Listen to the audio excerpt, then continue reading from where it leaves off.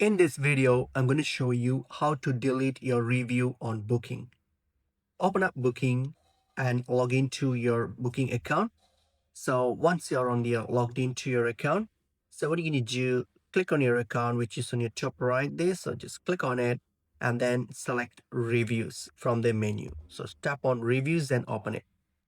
And once you get to the review page here, on Booking. So once you're on the review page, what you're going to do is you're going to look for the property or the place where you want to like delete the booking for. So to do that, it will most probably it will display all the reviews that you have posted here.